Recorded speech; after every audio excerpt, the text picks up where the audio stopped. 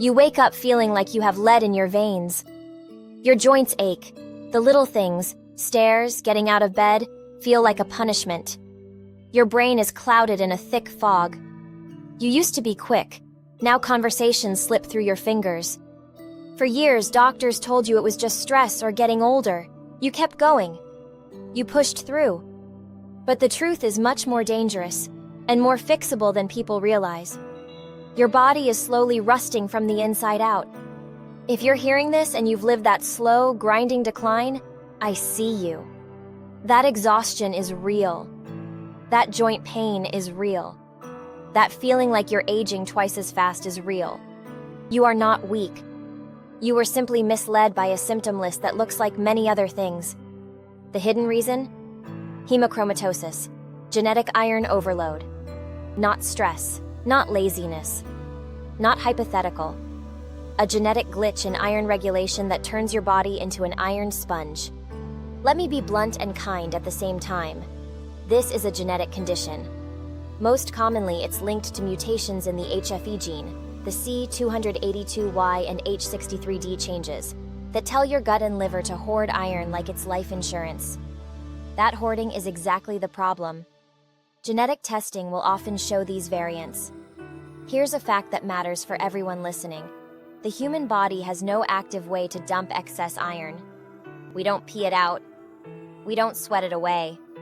Our bodies rely on tightly controlled absorption, and when that regulation breaks, iron piles up. That's why this condition is stealthy, and why many people go undiagnosed for years.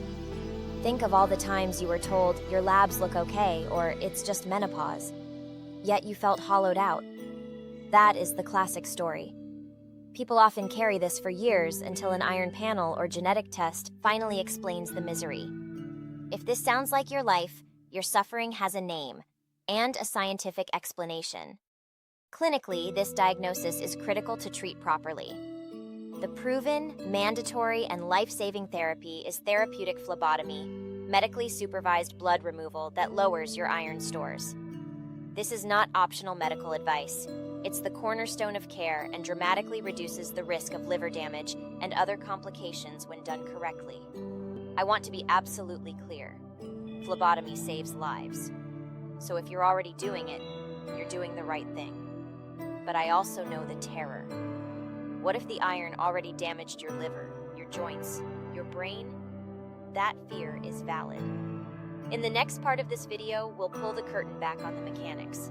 How iron becomes rust inside you, how that rust tears up cells, and what you can do between blood draws to shield the organs you still love. For now, breathe. Your symptoms are not moral failings. They are biochemical signals. You have a diagnosis, which means you have options and a roadmap. Stay with me. In the next chapter, I'll explain the iron sponge biology, why your body absorbs too much iron, where it stores it, and why that storage becomes a violent chemical process we can call internal rust. Let's zoom in. The easiest way to understand hereditary hemochromatosis is to picture your body as an iron sponge, a system built to soak up iron when it's needed, but with almost no natural drain. That sponge normally keeps a tight balance, absorb a little, store a little, reuse a lot. But in hemochromatosis, the sponge gets supercharged and never lets go. Why does the sponge go haywire? In most people with hereditary hemochromatosis, there's a problem in a gene called HFE. Think of HFE as one of the body's iron traffic controllers. The most common variants, C282Y and sometimes H63D, impair that control system. The gut gets the wrong signal. Absorb more, even when your iron stores are already full. This is why iron climbs quietly over years until symptoms appear. The deeper wiring involves a tiny hormone called hepcidin, which acts like a lock on iron exits. Hepcidin tells the protein ferritin to close, so iron stays inside enterocytes and macrophages. When hepcidin is low, as it often is in HFE-related cases, the ferritin gates stay open. More iron pours into the bloodstream and then into tissues. In short, the brake fails, and the sponge keeps absorbing. Here's a biological fact that explains everything. Our bodies have no active way to excrete excess iron. We control iron by how much we absorb, not by flushing it out. That means any long-term excess must be removed another way, which is why therapy and phlebotomy, taking blood under medical supervision, is the essential treatment. This absence of an excretory valve is why iron overload is slow, silent, and accumulative. When absorbed, iron doesn't float free for long. Your body stores it inside proteins called ferritin and deposits it in organs where it becomes a problem. The liver first and foremost, then the pancreas, heart, joints, and endocrine tissues. Over time, the liver's iron load increases ferritin levels in your blood and raises your transferrin saturation, the two blood tests doctors use to spot this process early. Practically speaking, if your transferrin saturation is persistently high, clinically many labs flag 45%, and your serum ferritin is elevated, your clinician will usually follow up with iron studies and consider HFE genetic testing. Imaging, MRI for liver iron, or non-invasive fibrosis measures can check how much the liver already bears. These tests give you a roadmap, how full the sponge is and where rusting has begun. Important nuance, carrying an HFE variant doesn't always mean catastrophe, and expression varies. Some people with C282Y homozygosity never develop severe iron disease.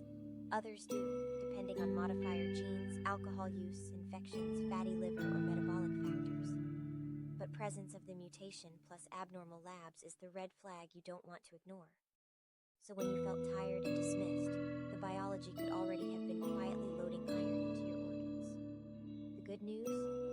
Once detected, we have precise tests, and we can actively remove iron from the body and monitor organ health. In the next chapter, I'll show you exactly how all that stored iron behaves like rust, the chemistry and cellular damage, and why antioxidant protection matters between phlebotomies. Final clinical reminder: hereditary hemochromatosis is a genetic disorder of iron regulation. Therapeutic phlebotomy is the proven, medically indicated treatment to remove iron.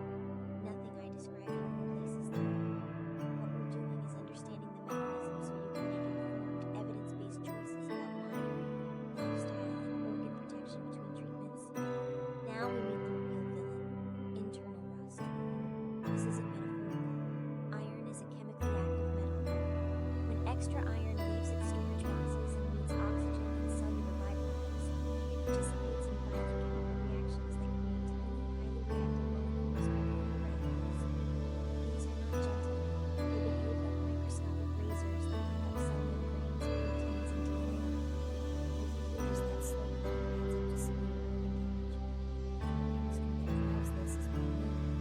Excess ferrous iron, Fe2+, reacts with hydrogen peroxide, a normal metabolic byproduct, to produce the hydroxyl-radical, the most destructive reactive oxygen species.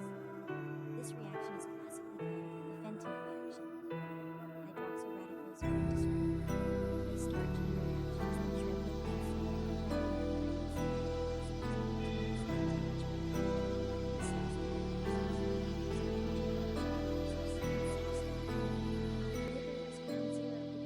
The cells Imagine millions of microscopic rust spots forming inside liver cells. Those spots trigger inflammation. The liver's cleanup crew, immune cells, arrive, and if the insult is chronic, they call in the repair squad, stellate cells, which lay down scar tissue. Over years, that scar tissue can distort liver architecture and lead to fibrosis and ultimately cirrhosis. That's why early detection and removal of iron matters so much. The damage isn't lymphatic. Iron deposits in joints lead to chronic inflammation and cartilage wear. Hence the crippling, early-onset arthritis many patients describe. In the pancreas, iron poisons insulin-producing beta cells, which can tip someone into diabetes. In the heart, iron overload can cause weakening of the muscle, cardiomyopathy, and arrhythmias that are life-threatening. And in the brain, iron-driven oxidative stress and small vessel damage contribute to the fog, fatigue, and cognitive slowing so many of you feel. An important concept: oxidative damage begets more damage. When membranes and mitochondria are compromised, cells leak oxidized lipids and proteins that act as tinder for more free radical generation. Energy production drops, so tissues with high metabolic demand, muscles, brain, heart, lose function fast. That's why one day you could be okay, and months later feel chronically exhausted with pain and stiffness that never fully resolves. You might have heard that iron is stored safely in ferritin or in long-term aggregates called hemochromatosis. That's true, to a point. But when storage capacity is overwhelmed, or when iron becomes loosely bound, it becomes redox active again and participates in the Ferritin chemistry. In effect, overloaded storage becomes a reservoir for future rusting. This is why blood tests showing very high ferritin are concerning. They can signal that the storage boxes are bulging and leaking chemically reactive iron. Clinically, this chemistry explains your lived experience: crushing fatigue when mitochondria are compromised, joint pain from local oxidative inflammation, skin hyperpigmentation from iron in the dermis, and the irregular heartbeats some of you have felt like a terrifying surprise. These symptoms are not psychosomatic. They're the predictable outcomes of iron-catalyzed oxidative stress. Medical reality check. All this makes therapeutic phlebotomy essential. It reduces iron stores and therefore the raw material that fuels rust. Nothing in this video replaces or delays that treatment. But chemical war between blood draws continues. That's why organ protective strategies that reduce oxidative stress, safely and under medical supervision, can be a crucial complement between phlebotomies. In the next chapter, I'll explain evidence-based, liver-centric antioxidant strategies and introduce the LivPure rust shield concept for hepatic protection. We've met the problem: iron-driven oxidative chemistry shredding organs like slow rust. The first non-negotiable medical reality is this: therapeutic phlebotomy is the core, life-saving treatment. It removes the iron supply so the rusting slows. If you're doing phlebotomy, you are doing the single most important thing for your long-term health. But phlebotomy is episodic. Appointments come every few weeks or months, depending on your iron levels. The chemical war continues between those visits. The question many of you ask is, what protects the organs while I wait for the next blood draw? That's where an evidence-informed, doctor-supervised organ protection protocol can help reduce localized oxidative stress and protect cells from ongoing damage. Think of a lightweight biological rust shield, compounds that don't remove the genetic cause, but neutralize free radicals, support cellular antioxidants, and help liver cells resist oxidative injury. I call this the LivPure rust shield concept, a focused, liver-centered stack of botanicals and glutathione-supporting nutrients designed to protect tissue between phlebotomies. This is complementary care only, not a substitute for blood removal. What's inside the shield matters. Two science-backed pillars are A. Silymarin, milk thistle, a concentrated flavonoid extract with reproducible antioxidant and anti-inflammatory effects in liver cells. Preclinical and clinical studies suggest it reduces oxidative stress and helps stabilize damaged hepatocytes. B. Glutathione boosters, precursors, for example, N-acetylcysteine and other bioavailable forms. These support the body's master antioxidant, glutathione, which neutralizes hydroxyl radicals and repairs oxidative damage. Together, they reduce the chemical fuel and increase the cellular defenses that stop rust from spreading. To be clear, the evidence is stronger for reducing oxidative stress markers and improving liver enzyme patterns than for reversing advanced, established scarring. Many studies show Silymarin lowers oxidative markers and can improve liver enzymes in chronic liver injury, and glutathione-supporting strategies show organ protection in iron overload models. That means these ingredients can be a scientifically sensible protective bridge, particularly when used under medical supervision alongside phlebotomy. They are not a cure for the genetic defect. Safety matters as much as benefit. Botanicals and precursors can interact with medications, and supplements aren't regulated to the same degree as pharmaceuticals. Always tell your hepatologist or pharmacist before adding LivPure or any supplement. If you have advanced fibrosis, heart disease, or complex medication regimens, your clinician must clear the strategy. Avoid taking high-dose vitamin C around iron-rich meals because vitamin C increases iron absorption. That's basic dietary logic in hemochromatosis care. Why choose a targeted formula instead of random supplements? Because you want clinically chosen doses of bioactives with hepatoprotective evidence, consistent sourcing, and third-party testing for purity. LivPure was designed around the rust shield concept, Concentrated Silymarin with standardized bioavailability, plus clinically sensible glutathione-supporting precursors and complementary botanicals selected for safety and antioxidant synergy. If you're curious, the product page lists ingredient sources, standardization, and certificates of analysis, so you can show them to your clinician. How to use it if your doctor agrees.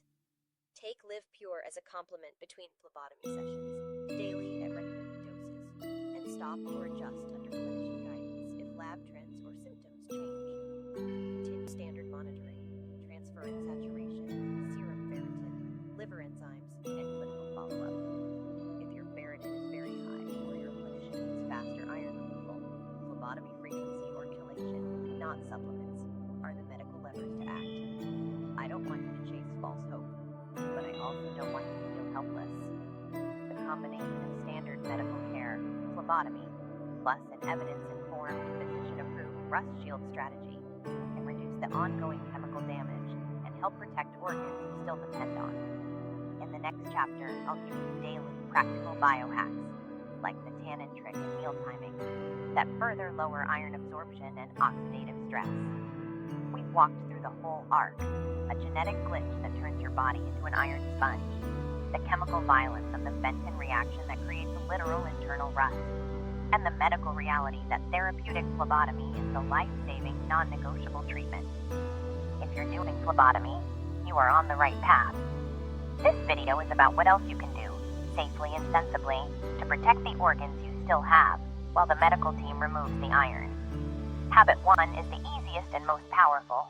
Use tannins.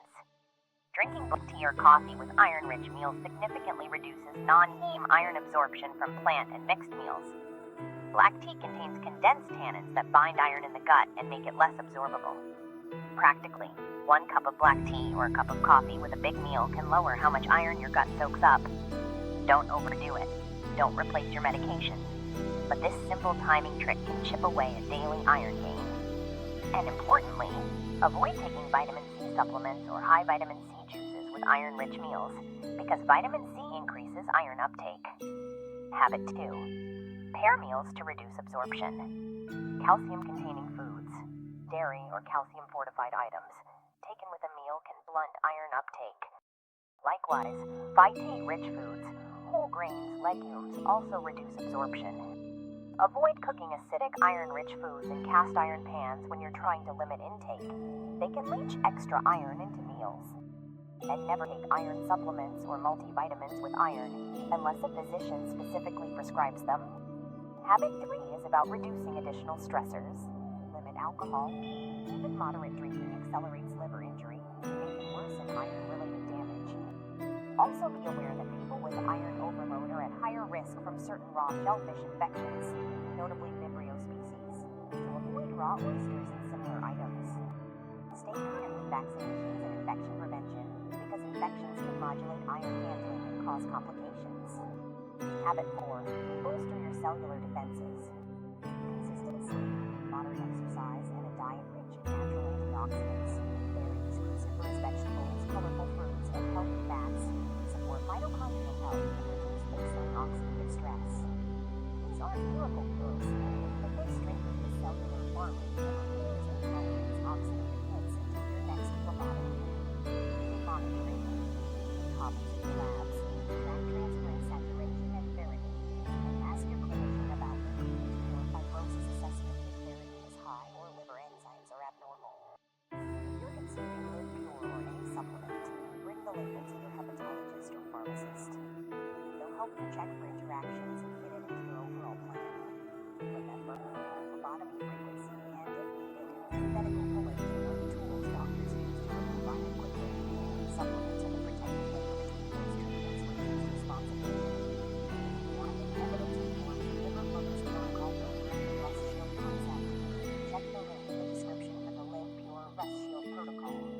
It's designed to be used only with medical supervision and does not replace therapeutic phlebotomy. If you're scared, exhausted, or overwhelmed, you're not alone. This condition is understandable, trackable, and treatable. Keep asking questions, bring your labs to your clinician, and take small, consistent steps each day to protect your organs. If you've carried this quietly for too long, with the right medical care and practical protective habits between treatments, you can slow the rusting, protect your liver, and reclaim energy. I'll leave you with one sentence. Your body is telling a biochemical story, and now you have the tools to change the next chapter. Take care of yourself. We'll keep walking this road